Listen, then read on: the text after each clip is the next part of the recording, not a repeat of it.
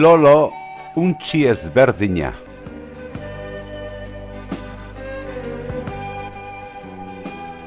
Badira untxi lodiak eta untxi argalak. Untxi altuak eta txikitxoak. Untxi bizkorrak eta untxi makalak. Untxi zikinak eta untxi garbiak. Untxi emeak eta untxi harrak. Eta dendelek belarri luzeak dituzte. Lolok ere belarri luzeak zituen, baina ezberdinak ziren Loloren belarriak.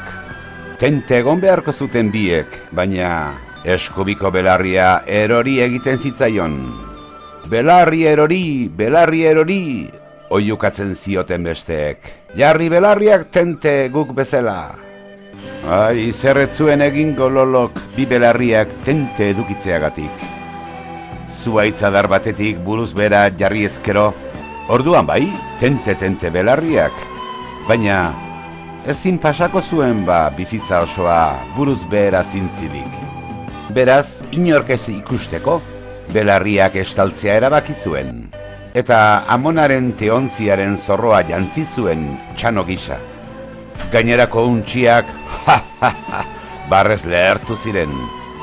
Inoiz ez baitzuten ikusi hain gauza barregarririk. Zorionez, Lolok ezin zien entzun. Dena den, oso gaizki sentitu zen. Gero, eskuineko belarriari tente eusteko azenario bat jartzen ahalegindu zen. Untxiek barre eta barre jarraitzen zuten.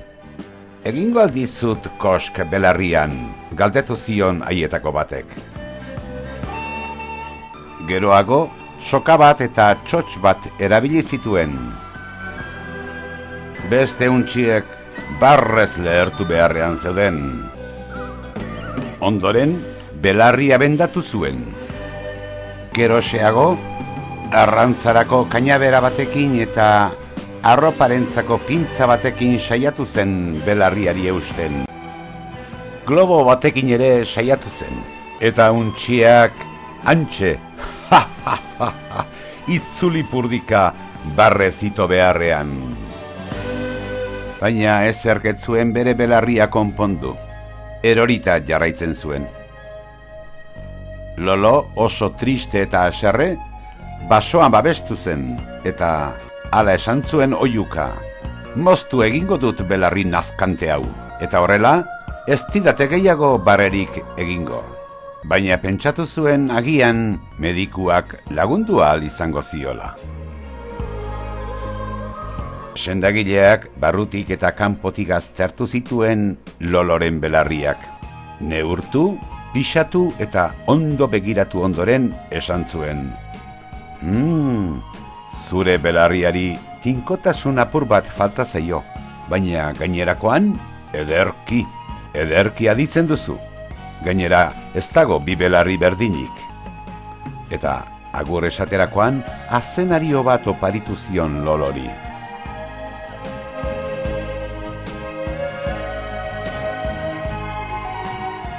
Etxerako bidean, medikuak esandakoa zeukan buruan Lolok.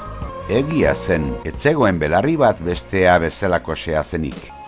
Aitonarenak gogorrak ziren, amonarenak oso leunak, amarenak txikiak, eta aitarenak berriz handiak.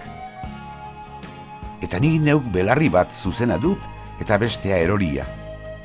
Gorantz bata eta beherantz bestea. Goian, behean.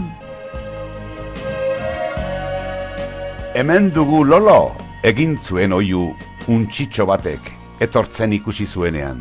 Kaixo Lolo, agurtu zuen untxi nagusietako batek. Zure zain geunden. Trikimailu berriren bat asmatu alduzu zure belarri horrentzat. Barre pixka bat egiteko gogoz gaude. Bai, etor zaitezte bihar muinora, bina zenario eta sokabana hartuta. Ikusiko duzu ze ondo pasatuko dugun.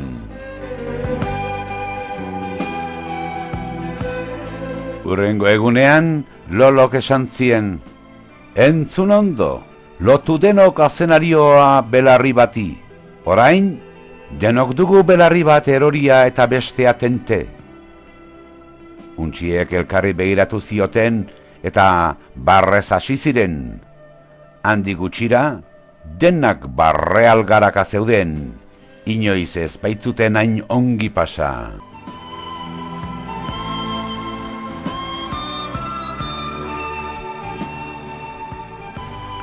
Eta Lolok beste guztiek baino hobeto pasatu zuen. Eta handik aurrera, etzen bat ere kezkatu ezberdina izateagatik.